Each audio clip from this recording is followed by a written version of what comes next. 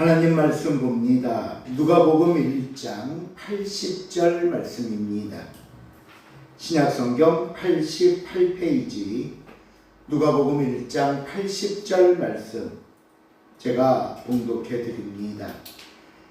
아이가 자라며 심령이 강하여지며 이스라엘에게 나타나는 날까지 빈들에 있으니라.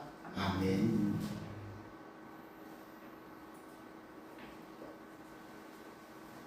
오늘은 어버이 주일입니다. 예년 같으면 우리가 부모님을 기억하면서 효도와 공경에 관한 말씀을 드렸겠지만 우리가 오늘도 계속해서 누가복음의 본문을 이어가는 이유는 오늘 나오는 이 사가랴와 엘리사벳이라는 부모가 그 자녀를 어떻게 믿음으로 세워갔는지를 보는 것이 이 시대 어버이들에게 가장 큰 영적 지침이 되기 때문입니다. 오늘 본문은 우리가 크게 두 부분으로 나누어 생각해 볼 수 있는데요. 첫 번째 부분은 세례 요한의 출생에 관한 이야기가 나오고, 그 다음 두 번째 부분은 세례 요한의 아버지인 사가랴가 성령의 충만함을 받아서 예언하는 내용이 나옵니다. 자, 먼저 세례 요한의 출생에 관한 설명입니다. 우리 본문 57절, 58절 말씀 같이 한번 읽어볼까요? 시작. 엘리사벳이 해산할 기한이 차서 아들을 낳으니 이웃과 친들이 주께서 그를 크게 긍휼히 여기심을 보고 함께 즐거워하더라. 자, 본문을 보시면 엘리사벳이 해산할 기한이 찼다라고 말씀합니다. 이 한 절의 말씀이 어떻게 보면 평범하게 들릴 수 있지만 아닙니다. 사가랴가 성전에 들어가 천사로부터 엘리사벳이 잉태할 것이라는 말씀을 들었고 이후 마리아가 찾아와 함께 보냈던 시간들이 있었습니다. 바로 이제 이런 모든 시간들을 뒤로하고 엘리사벳이 아기를 낳은 겁니다. 다시 말해서 잉태부터 해산까지 엘리사벳은 시간적인 기다림이 있었음을 설명하는 말씀인 겁니다. 또 엘리사벳에게 다른 기다림이 있었는데 그것은 뭐냐면요, 이 아기를 낳자 주변의 이웃들과 친족들이 그를 크게 긍휼히 여기심을 들었다라는 말씀이 나옵니다.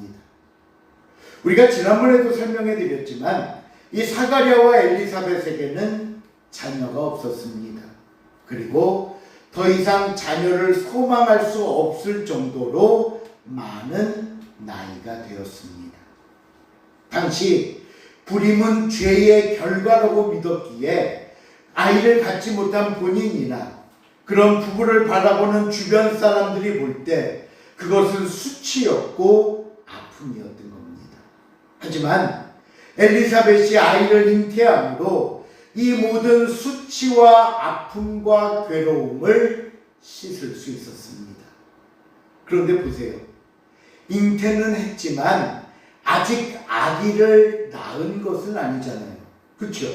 그러니 그 아기를 낳아 품에 안기까지 그 10달의 기간이 어떠했겠냐는 겁니다. 때로는 기대 반, 때로는 불안함으로 초조함으로 보낸 시간들이 아니었겠습니까? 이렇듯 엘리사벳의 또 다른 기다림은 마음의 기다림, 그리고 그가 하나님이 주신 소망 가운데 인내했던 기다림이라는 사실을 우리가 깨닫게 되는 것입니다. 제가 왜 이 엘리사벳의 기다림을 말씀드리는가 하면요, 자녀의 삶에 대한 부모의 모습은 끝없는 기다림이기 때문입니다. 생각해 보십시오. 자녀를 잉태하고 출산할 때까지 기다립니다. 자녀를 낳고 성장하는 과정 속에서 기다립니다. 때로는 자녀의 구원, 자녀의 믿음, 그리고 때로는 자녀가 올바른 길로 돌아오기를 묵묵히 기도하며 기다리는 것이 부모의 마음이자 모습이라는 것입니다. 그런데 이런 부모들에게 오늘 성경은 분명하게 말씀하고 약속합니다. 여러분, 결코 부모의 기다림은 헛되지 않을 것입니다. 하나님은 하나님의 시간에 늦으시는 분이 아닙니다. 하나님의 때가 이르면 하나님은 반드시 이루시고 성취하시며 그 약속의 결과와 축복을 내 품에 안을 수 있다는 사실을 여러분 잊지 마시기를 바랍니다. 그 기다림에 후회는 없을 겁니다. 자, 이제 엘리사벳은 아기를 낳고 8일이 되자 할례를 행하러 갑니다. 이 할례는 하나님께서 아브라함을 통해 말씀하신 언약의 예식인데요. 이를 통해 이스라엘 민족들이 약속의 자손, 언약의 자손임을 확실하게 아는 표징이었던 것입니다. 그래서 그 이삭의 자손들은, 그리고 그 후손인 지금 이스라엘 백성들은 당시 이삭이 할례를 받았던 때를 기억해서 난지 8일 만에 할례를 행하고 있고요. 이삭보다 먼저 태어났던 아브라함의 자녀가 있었지요. 이스마엘은 그때 당시 나이가 13살이었던 것을 기억해서 지금도 이스마엘의 후손인 이슬람권에서는요, 7살에서 13살 사이에 이 할례를 행하고 있습니다. 그런데 이 거룩하고 의미 있는 예식의 자리에 문제가 생겼습니다. 그 문제는 다른 것이 아니라 아기의 이름을 짓는 문제였는데, 우리 본문 59절 같이 읽어보겠습니다. 시작.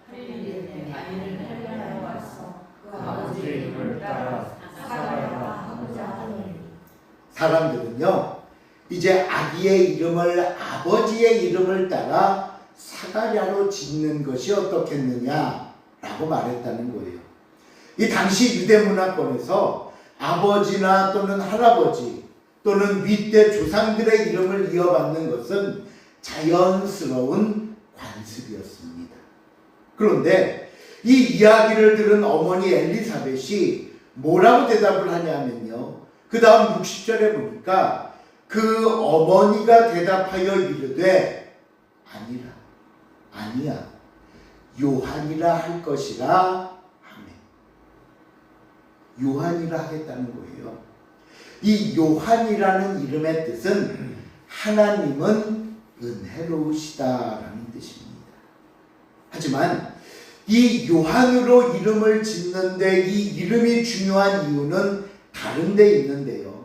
그것은 뭐냐 하면 이 이름이 처음 누가 누구에게 준 이름인지 아세요? 누가 누구에게 아이를 낳으면 요한이라고 하라고 했는지? 바로 하나님께서 천사 가브리엘을 통해 아버지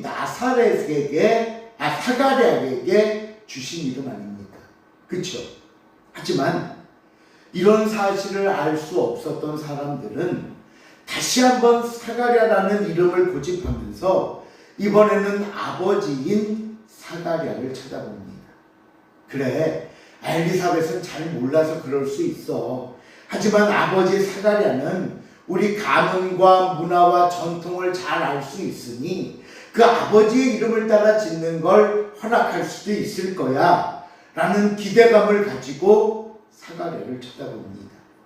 그런데 사가랴는 그때까지도 말을 하지 못하고 있었던 터라 말을 할 수는 없고 서판을 달라고 하더니 서판에 아이의 이름을 씁니다. 63절입니다. 시작. 그가 서판을 달라하여 그 이름을 구원이라 쓰매 다 놀랍게 여기더라. 이 말씀은요, 단순히 아기의 이름을 천사가 이야기한 대로 요한이라 지었다는 것에만 초점을 주지 않습니다. 이 사가랴의 행동은 무엇을 의미하냐 하면 부모의 역할이 무엇인가를 우리에게 가르쳐주는 말씀입니다. 여러분은 부모의 역할이 무엇이라고 생각되십니까? 부모의 역할은요, 자녀에게 내 이름을 붙이는 것이 아닙니다. 자녀에게 내 뜻을 강요하는 것이 아니라는 겁니다. 부모의 역할은 내 자녀가 하나님이 주신 이름과 하나님이 뜻하신 그 사명을 확인하고 그 하나님 안에 살 수 있도록 돕고 지지하고 기도하는 것입니다. 세상은요, 성공해야 할 아이라는 이름, 1등해야 할 아이라는 이름으로 붙이려고 말합니다. 그 이름을 따라 성공하기를 원하고 소위 세상에서 잘 나가는 자녀가 되기를 원합니다. 그러나 믿음의 부모인 저와 여러분은 바로 우리 자녀를 향한 하나님이 주신 이름, 무슨 이름? 하나님의 축복과 하나님의 사명으로 불러주어야 합니다. 그래서 여러분, 너는 하나님의 은혜를 입은 자다. 너는 하나님의 자녀이다 선포하는 저와 여러분이 될 수 있기를 주님의 이름으로 부탁을 드립니다. 이렇게 사가랴와 엘리사벳이 모두 요한이라는 이름을 말한 것과 함께 그 자리에서 놀라운 기적이 일어났는데, 그 기적은 뭐냐면요, 그동안 굳게 닫혀있던 사가랴의 입이 열리고 말이 터져나왔다는 거예요. 그리고 한 가지 더 놀라운 사실은 사가랴가 입이 열리는 순간 무슨 말을 제일 먼저 했느냐? 64절입니다. 시작. 혀가 풀리며 말을 하여 하나님을 찬송하니. 제일 처음 뭐 했다고요? 하나님을 찬송했다. 우리가 지난번 말씀을 통해서 사가랴가 말을 하지 못하게 된 이유에 대해서 들었지 않습니까? 아이를 주겠다는 말씀을 믿지 못한 것에서 나온 징계 중에 하나였다라고 말씀드렸습니다. 그런데 갑자기 이런 일을 당한 사가랴는 갑자기 말을 못하게 되니까 답답함은 물론이고 속상함과 동시에 하나님을 향한 원망도 있을 수 있었습니다. 그런데 그 입이 열리자 그동안 쌓아두었던 어떤 원망이나 불평이 쏟아나온 게 아니라 찬송이 나옵니다. 찬송이. 이것이 주는 의미가 무엇인가 하면요, 여러분, 우리가 아무리 부모지만 먼저 경험하고 나이가 있는 세대라 하지만 부모라고 완벽할 수는 없습니다. 그러기에 오늘 우리 부모에게 필요한 건 회개하는 겁니다. 회개하는 것. 하나님의 말씀과 하나님의 방법에 순종하겠다는 고백과 결단을 하는 겁니다. 그러기에 오늘 본문에 나오는 이 사가랴가 찬송했다는 것은요, 단순히 하나님을 찬양했다는 것이 아니라 지난 시간 그 순간 자기의 믿음 없음을 고백하고 하나님께 회개하며 드렸던 찬양이었던 것입니다. 이 시간 사랑하는 성도 여러분, 부모의 회개와 부모의 순종이 다시 우리 가정을 회복시킬 수 있다는 사실을 믿으시기를 바랍니다. 우리의 회개와 우리의 순종이 가족의 아픔을 치유할 것이고요, 하나님의 은혜와 긍휼하심이 깃드는 장소와 공동체로 만들 것입니다. 입이 열린 사가랴는 성령의 충만함을 받고 예언했다고 성경은 말씀하는데, 이것이 바로 우리가 오늘 본문 두 번째 해당하는 말씀입니다. 이 사가랴의 예언을 보면 크게 두 가지로 살펴볼 수 있습니다. 첫 번째는요, 사가랴가 이 세례 요한의 탄생이 하나님께서 아브라함에게 하신 언약 위에 있음을 고백하는 내용이 나옵니다. 우리 72절, 73절 말씀 한번 읽어볼까요? 시작. 우리 조상을 그분이 여기시며 그 거룩한 언약을 기억하셨으니 곧 우리 조사 아브라함에게 하신 맹세라. 이 말씀은 단순히 우리 조상 중에 아브라함에게 하신 그러면서 어떤 과거에 대한 회상을 하는 장면이 아닙니다. 사가랴는 세례 요한에게 분명하게 이야기하는 겁니다. 뭐냐? 너의 출생은 언약의 흐름 위에 서 있는 것이다.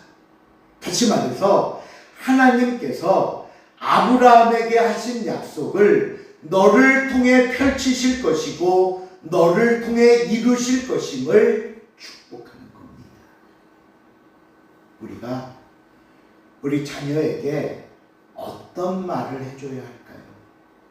특별히 다변화하는 세상 속에서 때로는 그들이 불안해하고 염려하고 걱정하며 내가 무엇을 어찌해야 할까를 몰라 염려하고 아파하는 그들에게 우리가 무엇을 강하게 심어줄 수 있을까요?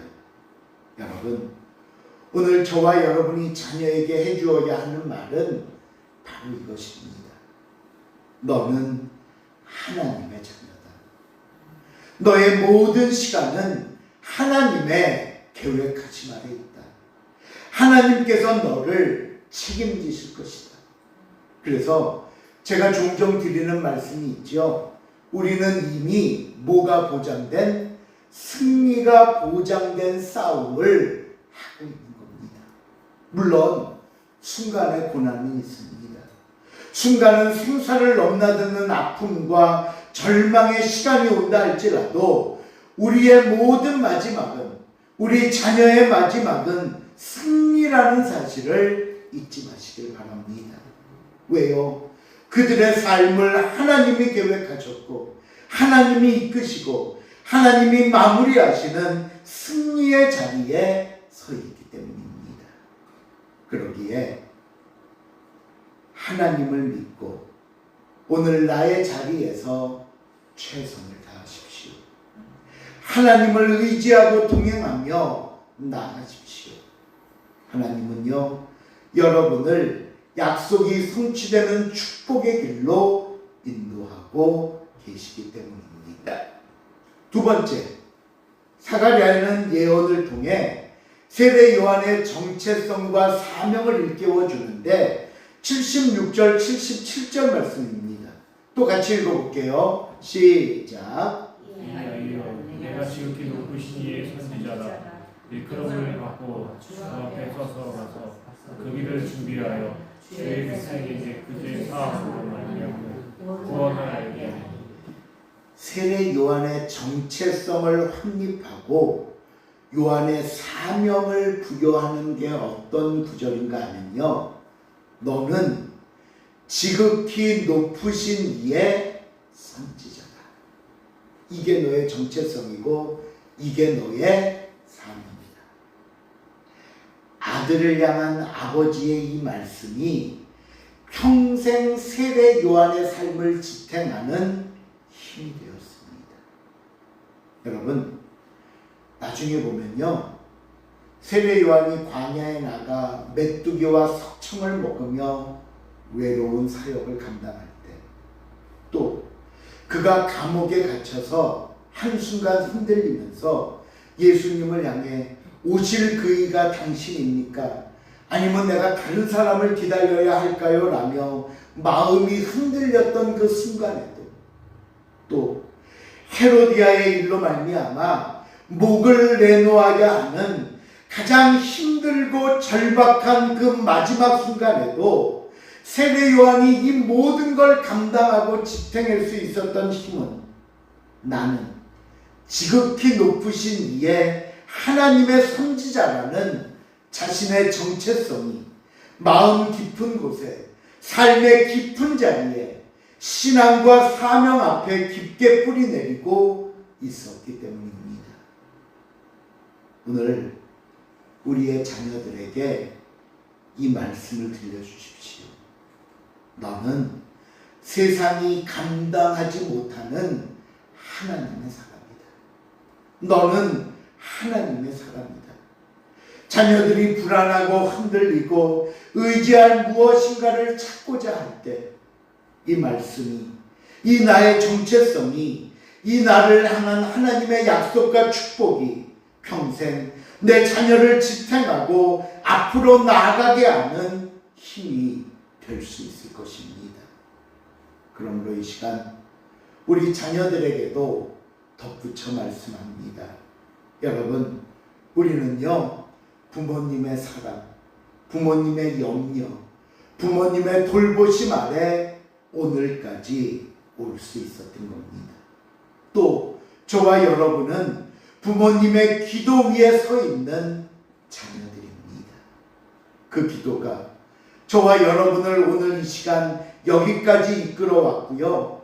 부모님의 믿음이, 부모님이 지켰던 그 예배와 말씀이 우리가 받은 가장 위대하고 아름다운 유산이라는 사실을 잊지 마시기를 바랍니다. 이제 오늘 본문은 마지막 80절로 갑니다.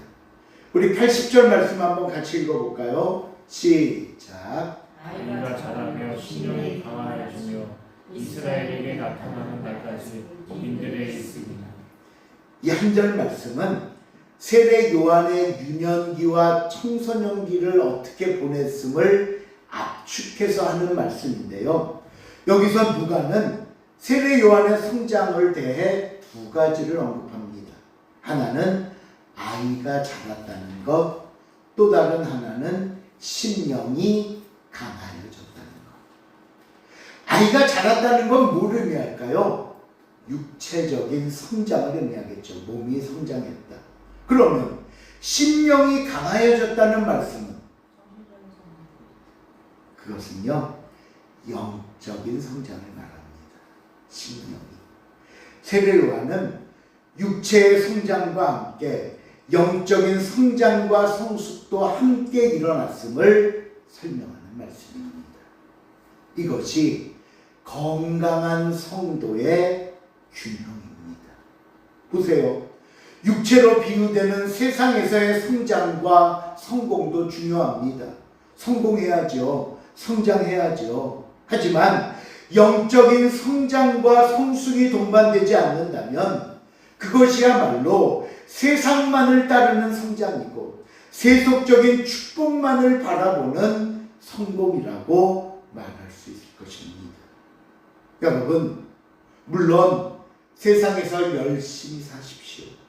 여러분이 속한 곳에서 여러분이 함께하는 사람들에게 인정받는 사람들이 되십시오. 그리고 더 나아가 하나님께 인정받고 칭찬받는 성도들, 자녀들이 되어야 한다는 겁니다. 마지막으로 본문은 세례 요한의 성장을 말하면서 그 성장했던 무대, 배경을 설명하는데 빈들, 광야라고 말합니다. 보세요. 좀 이상하지 않습니까? 아니, 제사장의 아들인데 번화한 성전 중심의 예루살렘도 아니고 유명한 랍비 학교도 아니었습니다. 왜 광야여야 했을까? 그 장소가 광야라는 사실은 그가 하나님과 함께 했음을 가르쳐주는 말씀입니다. 이 광야는요, 예로부터 고난의 장소의 의미로도 사용되었지만 훈련의 장소로도 사용되었던 겁니다. 모세 보세요. 모세가 바로왕을 피해 광야로 도망쳐 40년의 세월을 흐르면서 80세가 될 때까지 훈련받은 장소가 광야입니다. 이스라엘 민족들이 애굽을 나와 40년 광야를 맴돌면서 가나안 땅에 들어가 하나님의 자녀로서의 자격을 갖추기까지 준비해야만 했던 훈련의 장소 또한 광야였습니다. 이 장소를 거친 사람들이 모두 승리할 수 있었던 이유는 뭔지 아십니까? 이 광야 같은 곳에서 아무것도 없는 빈들에서 하나님을 더욱 친밀하게 만났기 때문입니다. 광야였기에 다른 것 한눈 팔지 않고 하나님의 뜻에 초점을 맞추어 그 뜻을 깨달을 수 있었고요. 내 생각, 내 자랑, 내 방법은 버리고 온전히 하나님만 믿고 의지하며 따르는 방법을 알 수 있었기 때문입니다. 그러게 여러분, 때로는 우리의 자녀들도 빈들에 광야에 설 때가 있습니다. 그럴 때 그 광야에 홀로 서 있는 모습을 보면요, 부모의 입장에서 보면 속상합니다. 기왕이면 조금이라도 편했으면 좋겠는데, 기왕이면 조금이라도 앞서갔으면 좋겠는데, 그러지 못하고 빈들의 광야에 있는 모습이 부모의 마음을 울릴 때가 있습니다. 그러나 그 순간 우리는 자녀들이 광야에서 하나님을 만날 수 있기를 기도해 주십시오. 광야에서 포기하거나 낙심하지 말고 하나님을 온전히 붙잡고 승리하기를 기도해 주시기 바랍니다. 그리고 하나님께서 당신의 자녀들인 우리 자녀들을 끝까지 붙잡고 나아가기를 기도해 주시기를 바랍니다. 말씀을 맺습니다. 오늘 어버이 주일을 맞아 자녀된 저와 여러분은 부모님의 사랑, 부모님의 은혜와 기도 속에 머물고 성장하고 있음을 먼저 기억할 수 있길 바랍니다. 그리고 그 믿음의 유산이 나로 끊어지지 않고 계속 이어져서 우리의 자녀들 또한 그 믿음의 흐름 위에 서 있고 하나님의 일하심에 순종하며 주님의 뜻을 이어가는 믿음의 가문이 될 수 있기를 바랍니다. 마지막, 광야 같은 세상 속에서 우리 자녀들이 오직 믿음만으로 소망하며 인내하며 오늘 그들에게 주어진 사명을 충실하게 감당할 수 있도록 기도하고 지지하고 격려하는 저와 여러분이 될 수 있기를 다시 한번 주님의 이름으로 부탁을 드립니다. 기도하시겠습니다.